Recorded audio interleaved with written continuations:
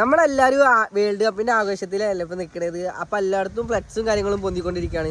ചിലയിടത്ത് 200 വെക്കണം, ചിലയിടത്ത് 300 വെക്കണം, ചിലയിടത്ത് 400, 500, 600, ഇപ്പോൾ 700 വരെ വന്ന് നിന്നിട്ടുണ്ട്. അപ്പോൾ അത്ര ഒന്നും ഇല്ലെങ്കിലും നമ്മുടെ നാട്ടിലെ ചെറിയ വിശേഷങ്ങൾ, ഫ്ലെക്സിൻ്റെ വിശേഷങ്ങൾ നിങ്ങൾക്ക് കാണിച്ചു തരാൻ വേണ്ടിയിട്ടാണ് ഇപ്പോൾ കുമ്പളമച്ച വന്നിട്ടുള്ളത്. അപ്പോൾ നിങ്ങൾക്ക് ഫ്ലെക്സ് കാര്യങ്ങളൊക്കെ കാണിച്ചു തരാമായോ എൻ്റെ കൂടെ? എൻ്റെ നാട്ടിലെ, എൻ്റെ കുഞ്ഞു നാട്ടിലെ എൻ്റെ കുഞ്ഞു വിശ്വാസം അതേപോലെ അർജൻറ്റീന ഫ്രണ്ട്സുകളെ കാറാണ് പോയത്, കണ്ടില്ലേ?